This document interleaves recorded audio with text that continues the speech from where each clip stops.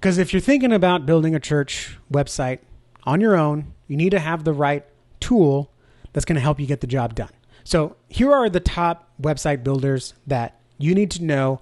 And I'm going to share with you a super simple way to decide which one you should pick so you can get started and stop putting this off and stop dealing with like, oh, there's so much out there. I'm going to give you a really simple way to just make that decision so you can get that website out faster so people can start finding you online.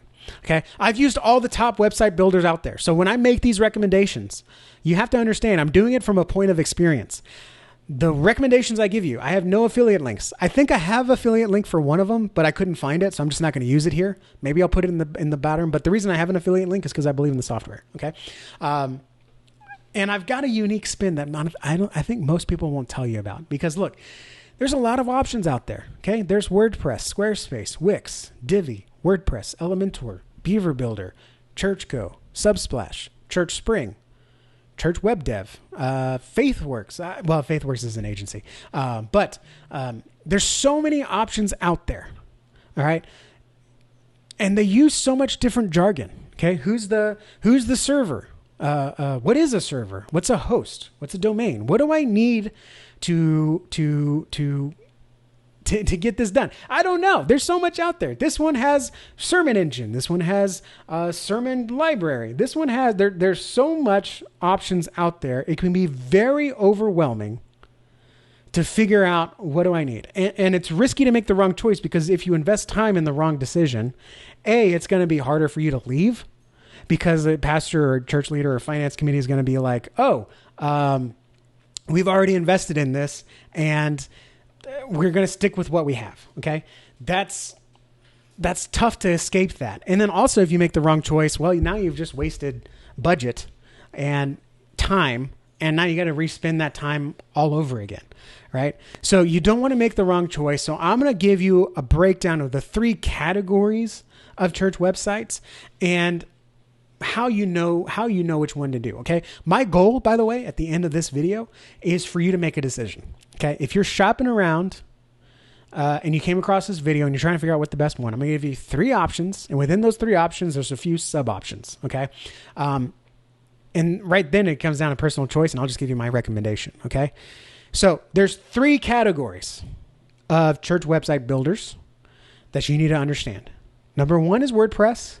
Number 2 is non-church website software. And then there's church website software. Now, each one has their own strengths and weaknesses. Okay. I'm going to take them through one at a time, share with you their strengths and weaknesses. Number 1 is WordPress. WordPress, you'll hear the internet is built on WordPress, because WordPress consists of a majority of website software. Okay. That means nothing to you as a pastor. That means nothing to you as a church leader.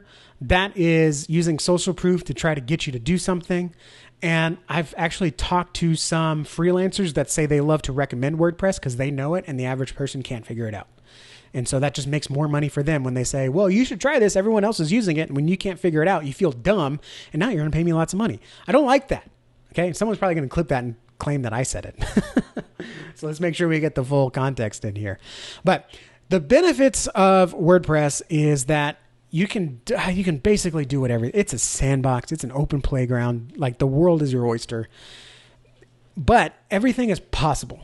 Doesn't mean that everything is a potential, because you're the one that has to figure it out. Okay. And because of that, there is a lot of back end that you need to set up and figure out. Okay. Hosting, security, plugins, themes. There's probably other things that I can't even think of. Okay. Now, this is the point where every WordPress person will be like, Justin, it's not that hard. You just do this, this, and that. Okay. To which I say, that sounds just like the plumber that says, oh, it's not that hard. You just do this, and this, and that. And when I try to do this and that, I end up causing $36,000 of home repair. Okay. True story. All right. Anyone that says, oh, it's easy, just do this, this, and that, take it with a grain of salt, including myself. Okay. Because even though they say, just get this host, well, now you got to log in. Now you got to figure out how to point name servers and IP addresses, and how do you link this, and where do you host this? And, oh, you went to WordPress.org. You should have gone to WordPress.com. Like, there's a lot of complication. And believe it or not, I'm not a tech person. Okay. The reason why I'm an agency is because I feel for the people that aren't tech people. So I just get my team to do it for them. All right. And just like things can come naturally to you, Pastor, you ever consult with someone and you're like, how could you think that? It's so obvious. But it's obvious because you spent 4 years in seminary, or however long you spent, right? For me, it would take 6 years in seminary. And so it's obvious to you, but it's not obvious for them. Okay. And the same people that tell you WordPress is easy, it's because it's obvious for them because they've spent years doing it. Okay. And not you. Okay. Now, there's nothing wrong with trying it. Okay. And I think that's one thing that you need to understand is that none of these things are an investment. Just because you make a choice, I guess I'll explain later, like the best way to go about launching your own website on a builder. Doesn't mean you have to stick with it.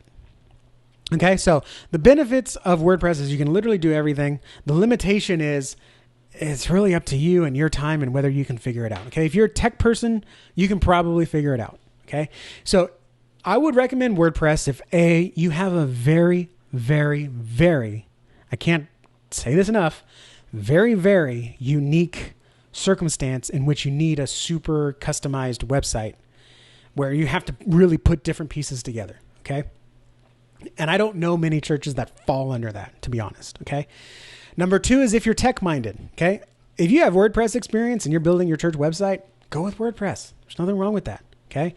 If you have a modicum of tech experience and you're good at figuring things out, you're a Google master, go with WordPress. You'll probably figure it out. Okay. But if you're not tech experienced, if you need something that's a little bit more visual, because not all WordPress is visual, even though they say it is, it's not all visual. Okay. Or you don't have enough time to figure things out on your own, don't go with WordPress. Okay. Because you're digging yourself in a hole. And that's why I do this, because so many people just say, oh, just use WordPress. We built our church website on WordPress. It's great. It's fantastic. It's the best thing in the world ever. Just because it worked for them doesn't mean it's going to work for you. Okay. Church website tools are just like the tools on my plumber's tool belt. I don't care if he's using a Black & Decker. I don't care if he's using a DeWalt. I don't care if he's using Milwaukee. I just care if he's doing the job. Okay. I don't care which builder you choose. I'm just giving you the ones that I think are going to make a good tool for you. Okay. So if you're techie and you like figuring things out and you like the challenge, or you've used WordPress before, go for it. If you don't meet any of those, move on to the next one. Don't even consider WordPress. I'm not kidding. Save yourself the headache, please. All right. Category 2, non-church website builders. These are the website builders that you'll see promoted during the Super Bowl on TV. You'll see signs for it everywhere. You'll get ads for it on Facebook. These are website builders like Squarespace, Wix, Weebly, any of the new AI website builders. Okay. These are non-church. These are usually built for the local business. Okay. Or the startup solopreneur. All right. There are lots of benefits to these, and there's very few drawbacks except for churches. Churches uniquely have a unique set of drawbacks when it comes to these non-church software website builders. So the benefits are they're the cheapest. Okay. It's pretty much going to be, it's not going to be as cheap as WordPress, but again, if you don't have WordPress experience, you're not a techie and you're not good at Google, you don't even consider WordPress. It's not an option. It doesn't exist for you. Okay. It's like running electrical wire. It's not an option for me. I'm not going to learn that. I'm not going to risk my life for that. Someone else is going to do that. Okay. So if that's not you, you're going to go with a non-church builder like Squarespace or Wix, or a church builder, which we'll get into in a second. Now, the benefits of the non-church builder is, aside from WordPress, it's the cheapest. Okay. You can get a Squarespace website for nothing. I say nothing. Well, I don't know what the minimum is. $10 a month. Wix website, $10 a month. And it comes with the basics of what you need. In fact, based on what I'm going to talk about next in the podcast, the essential 5 pages that you need for your church website, you can do that in Squarespace or Wix or Weebly or whatever AI tool. You can do that in these because they're not church specific softwares. The downside is you're going to be missing a lot of church specific requirements, capability, features. You're going to be missing a lot of church specific features. So you're going to spend a little bit more time doing things by hand. Some examples, sermons. Okay. If you don't have a church website builder that has a sermon engine, you do it on Squarespace, you're going to have to build your sermon library as a blog. And it's possible. I've seen some beautiful Squarespace sermon libraries built as that blog, but then you got to figure out, it's not a blog. We're going to name it sermons. These aren't featured images. They're sermon graphics, and these aren't categories. These are sermon series. Exactly. It's been a while since I've done a Squarespace website. So you're going to have to do a little bit of tinkering, okay? Especially with events, right? If you're using Planning Center or Breeze or any other church management system and you have events in there, you're going to have either an ugly transition from the website to that events library, or you're going to have to do all the events. You're going to have to type them up in Squarespace, Wix, Weebly, etc. Okay? So there may be some double work because not everything plays well together. Okay. You're also obviously not going to have advanced church features like prayer walls. We said sermon management, but you won't have church specific features. You're going to have features built for everyone. Okay. And much like we say, if something's built for everyone, it's really built for no one. So you're going to feel generic. You're going to look like every other local business website because you're not going to do it by hand. You're going to be using a template. You're going to use the same template that millions of people are using. So, you're going to lose some of that uniqueness. It's going to take a lot of time to really make it unique. And the most unique, I've seen some fantastic Subsplash websites that honestly look better than some multi-$1,000 WordPress websites. But that's because they spent a lot of time on it and they already started out as designers. Okay. So if you're not a designer, if you don't have that experience, Squarespace is a good option. It's the cheapest option, but you're going to have to put a little bit more time and hands-on labor, some more elbow grease to get it up to where you want it to be, and then to continue to maintain it the way you want it to be. Okay. So the other option, because the benefit and drawback of non-church builders really have to be compared to the church builders. The other option is church builders. Okay. So if you nix WordPress or you don't want WordPress and you're considering a non-church builder like Squarespace, Wix, Weebly, whatever. I don't even know if Weebly's still around.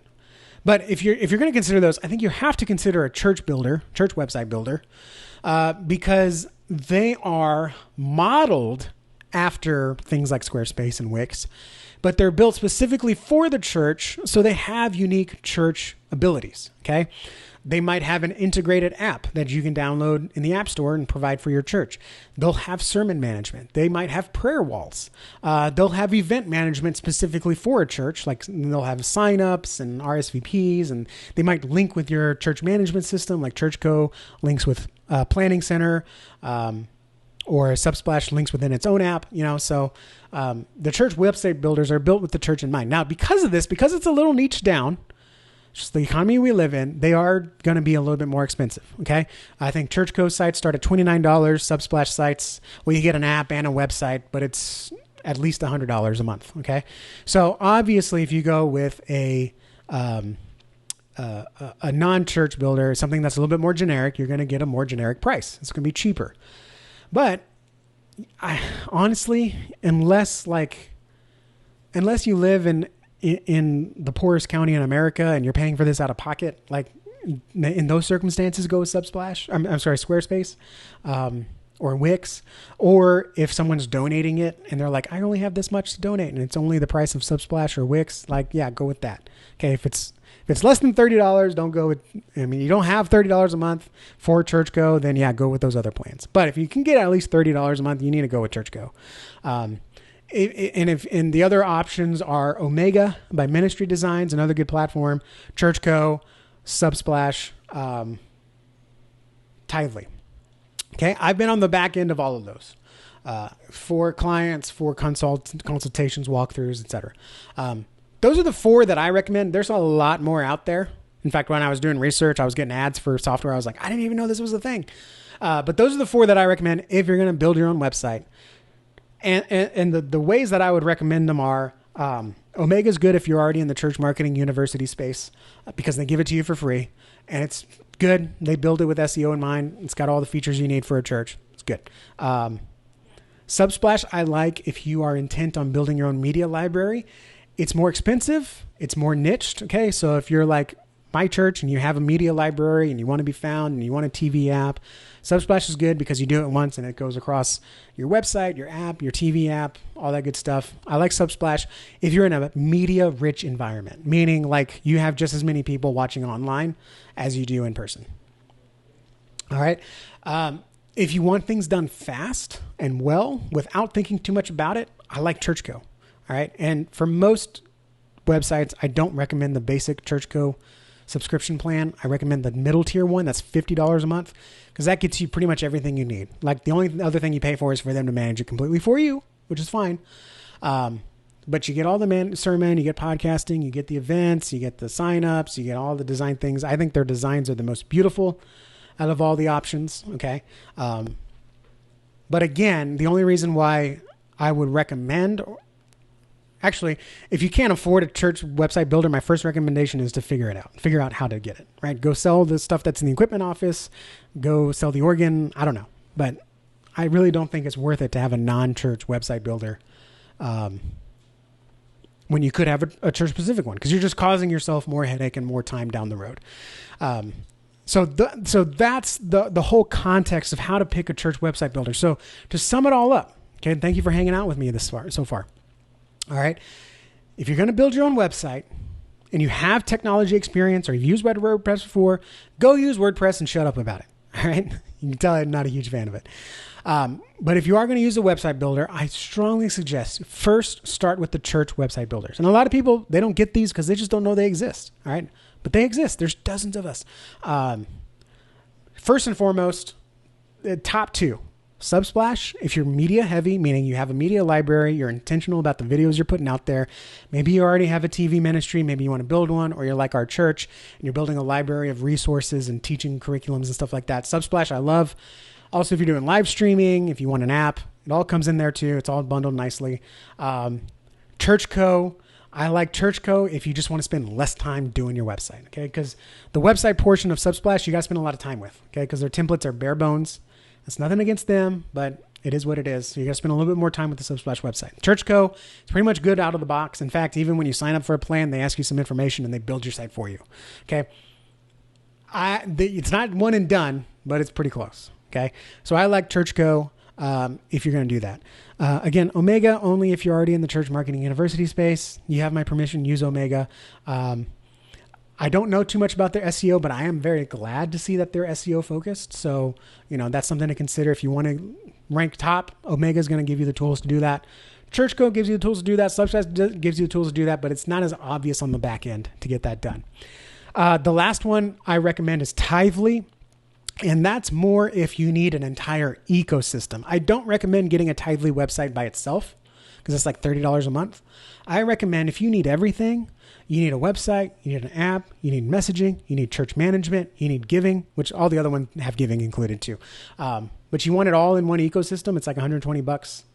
If you try to piece them all together, you're going to spend about $300 or $400 a month, but you can get it all with Tithely. If you need an entire ecosystem, go with Tithely. I like their websites. They do take a little bit more time on the back end compared to Churchco in my experience, but it's another good recommendation. Okay. So if you are avoiding WordPress, my next recommendation is get a church platform. And if for some reason you can't make that work, go with a non-church builder. And if you're going to do a non-church builder, just go with Squarespace. Wix has gotten better, but it's still a little complicated on the back end.